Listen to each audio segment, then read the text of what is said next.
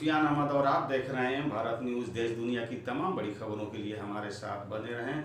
दोस्तों, आज हम बात करेंगे हाथरस की दलित समाज की बेटी के साथ हमानों ने सामूहिक दुष्कर्म किया था और उसकी जीभ भी काटी गई, गर्दन मरोड़कर हड्डियां तोड़ डाली गई, शरीर की और भी हड्डियां उसकी टूटी। यह घटना पिछले कई वर्षों में सबसे बर्बर और निरसंग तरीके से हैवानियत की घटनाओं में से एक रही है। मैं आपको बताता चलूं, उन दरिंदों के अलावा सरकार और प्रशासन ने मिलकर के इस मासूम बच्ची की जान ली है।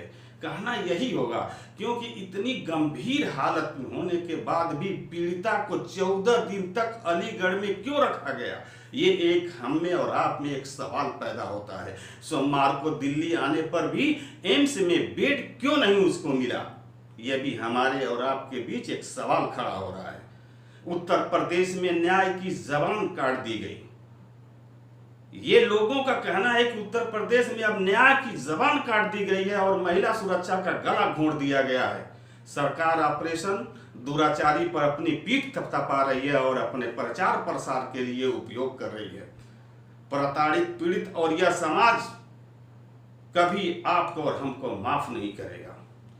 मैं आपको बताऊं, अक्षय कुमार और दिया मिर्जा समेत बॉलीवुड अभिनेताओं ने मंगलवार को सोशल मीडिया के जरिए 20 वर्षीय दलित लड़की की मौत पर भी कड़ी प्रतिक्रिया दी है। अक्षय कुमार ने ट्वीट किया, गुस्से में हूं। उन्होंने कहा कि मैं गुस्से में हूं और निराश भी हूं कि हाथरस गैंगरेप में ऐसी क्रूरता, ये सब कब रुकेगा। हमारे कानून और उनका पालन इतना सख्त होना चाहिए कि सजा के बारे में सोचकर ही बलात्कारी डर के मारे कांपने लगे। दोषियों को फांसी दो, बेटियों और बहनों की सुरक्षा के लिए आवाज उठाओ। कम से कम हम ये कर सकते हैं, ये बॉलीवुड के अक्षय कुमार ने कहा एक ट्वीट के जरिए। जबरन किया गया हाथरस की जो पीड़िता का अंतिम संस्कार, उसका अंतिम संस्कार जबरदस्ती किया गया। परिवार लगाता रहा गुहार पुलिस को सामने और पुलिस आरोपों से इनकार करती रही। उत्तर प्रदेश के हाथरस में दलित लड़की से जो गैंगरेप और मौत की घटना एक बार फिर निर्भया कांड की याद दिलाता है। हाथरस में दलित लड़की के साथ बीते दिनों गैंगरेप जो किया गया, इसके बाद पीड़िता ने करीब 15 दिनों तक जिंदगी और मौत से जूझती रही, लेकिन मंगलवार को उसने अपने दम तोड़ दिया।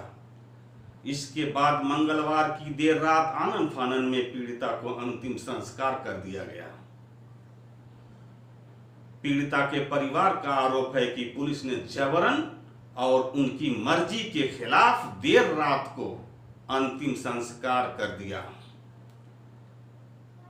बल्कि पुलिस इन आरोपों से इनकार कर रही है। जबकि आपको सोशल मीडिया के जरिए जो वीडियो वायरल हो रहे हैं उससे खुद पता चल जाएगा कि सच्चाई क्या है। अंतिम संस्कार किए जाने के बाद हाथरस गैंगरेप पीड़िता के भाई ने आरोप लगाया है कि पुलिस ने अपनी मर्जी से अंतिम संस्कार किया है। समाचार एजेंसी ANI से बातचीत में पीड़िता के भाई ने बताया, नहीं, उन्होंने अपनी मर्जी से ऐसा किया है। हम डरे हुए हैं, पुलिस हमें शव को शमशान स्थल तक ले जाने के लिए मजबूर किया है। हमने कहा कि हम सुबह में अंतिम संस्कार करेंगे, लेकिन पुलिस हमारी बातों को नहीं मानी। उन्होंने आगे कहा कि हम उत्तर प्रदेश सरकार से मांग करते हैं कि इस मामले की न्यायिक जांच होनी चाहिए और दोषियों को फांसी होनी चाहिए। डर की वजह से हम अंदर से, यानी अपने घर से हैं, यानी डर हमारे अंदर बसा हुआ है। प्रशासन ने बहुत दबाव डाला हुआ है, हमें लोकल पुलिस पर बिल्कुल भरोसा नहीं है, ये पीड़िता के भाई और उसके परिवार लोगों का कहना है। उत्तर प्रदेश के हाथरस में दलित लड़की से जो गैंगरेप और मौत की घटना ने एक बार फिर वही निर्भया की याद, जो इसका निर्भया कांड की याद थी, वही दोबारा हमें वापस दिला दिया। फिर हमारे जख्मों को कुरेदा गया। अंतिम संस्कार के बाद भी हाथरस गैंग रेप पीड़िता के भाई ने आरोप लगाया कि पुलिस ने अपनी मर्जी से अंतिम संस्कार कर दिया। समाचार एजेंसी ANI से बातचीत में पीड़िता के भाई ने बताया, नहीं, उन्होंने अपनी मर्जी से नहीं, ये पुलिस की मर्जी से ये हुआ है। उन्होंने बताया कि हमें सुबह में अंतिम संस्कार करना था, लेकिन शमशान स्थल पर मजबूर होकर के हमको ले जाया गया वहां पे, और रात को ही आनन फानन में अंतिम संस्कार कर दिया गया।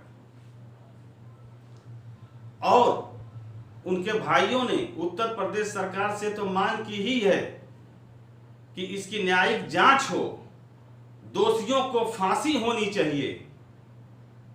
लेकिन अब ये देखना है कि उत्तर प्रदेश की सरकार इस मसले को लेकर के कितना गंभीर है। खैर, हमें और आपको इस बात को समझना होगा कि आज उत्तर प्रदेश की पुलिस कितना हमारी बेटियों की रक्षा के लिए आगे आ रही है। नहीं, ये तो गलत है। इस तरह से आपकी मनमानी नहीं चलेगी। परिवार के इन आरोपों से डीएम ने इनकार किया है। हाथरस के डीएम ने कहा था कि पीड़िता का अंतिम संस्कार परिवार की सहमति के बगैर किया गया, यह पूरी तरह से गलत है। रात में अंतिम संस्कार करने के लिए पीड़िता के भाई और पिता ने सहमति दी थी, जबकि यह भी गलत है।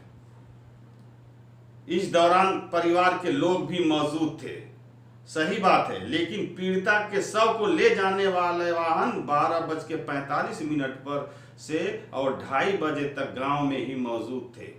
वहां के गांव के भी कुछ लोग मौजूद थे, लेकिन पुलिस से सवालात कर रहे थे कि ये क्या हो रहा है।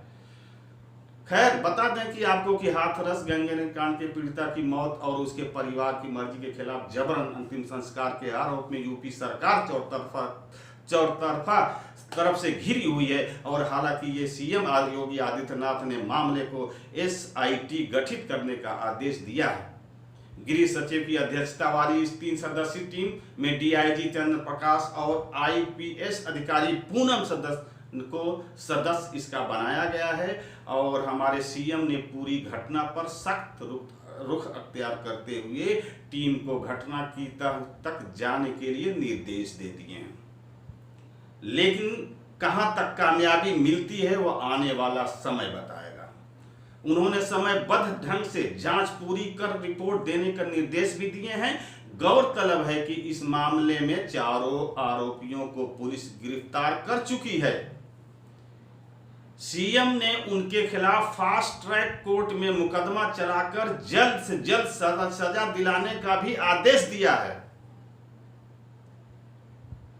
अगर हमारी पुलिस वाकई में चौकन्ना हो जाए तो उस बच्ची को न्याय तो जरूर मिल सकता है।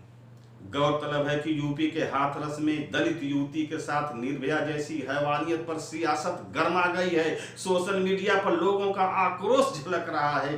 दिल्ली के जिस सफदरगंज अस्पताल में पीड़िता ने आखिरी सांस ली और उसके बाद अस्पताल का जो है उसके बाहर लोगों का जो प्रदर्शन हुआ, कैंडल मार्च निकाला गया। और बता दें आपको कि यूपी में राष्ट्रपति शासन लगाने की भी मांग हो रही है, क्योंकि ये अब हमारी जो उत्तर प्रदेश की बच्चियां हैं वो सुरक्षित नहीं हैं। इसी के साथ मैं आपसे विदा लेना चाहता हूं। आप हमारे न्यूज़ को देखते रहें और जिन लोगों ने हमारे न्यूज़ को सब्सक्राइब नहीं किया वो सब्सक्राइब कर दें। ओके, धन्यवाद।